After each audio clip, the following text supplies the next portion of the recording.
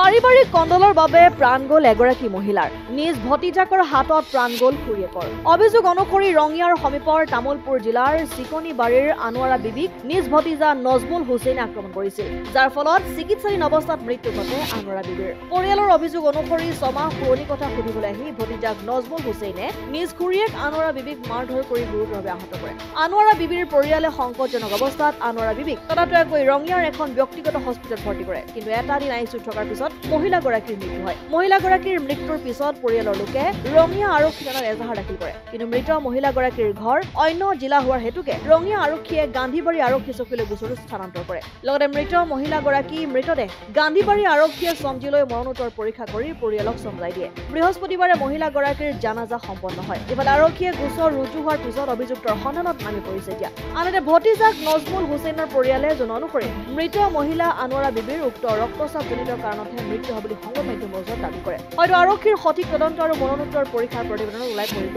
কোন সঁচা কোন মিছা মোৰ ঘৰৰ কিবা পাৰ্চনেল প্ৰব্লেম আছিল সেইটো প্ৰব্লেমৰ কাৰণে পিছত ঘৰত যাই কিনে কিবা খুঁজছো মই পিছত মোক উল্টা পাল্টা কৈ দিছে মই ঘৰত আহি কিনে কোৱা নাই এইটো কথা মোৰ আৰু মানুহ আছে নহয় কৈছোঁ কোৱাৰ পিছত সিহঁতে কিবা লগাই দিছে তাতে লগাই দিয়াৰ পিছত জামাল পুতাক নাজমুল দুনো আহিছে মোক মাৰিবৰ কাৰণে তো মোক মাৰাৰ পিছত মই মায়েক মাতছোঁ মায়ে যাই কাৰণে মোক বচাবকৈ যোৱাৰ পিছত মায়ে মাথাত মাৰি দিছে বাঁহ দি আৰু এটা বস্তু যে মাৰিছে চেয়াৰ বুলি এইবিলাক প্লাষ্টিকৰ চেয়াৰ দি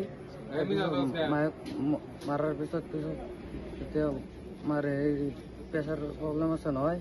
মাথাত মাৰাৰ পিছত হেৰি হৈ গৈছে পৰি গৈছিল পৰি যোৱাৰ পিছত হস্পিটেলত লৈ গৈছোঁ লৈ যোৱাৰ পৰা ডেথ হৈ গ'ল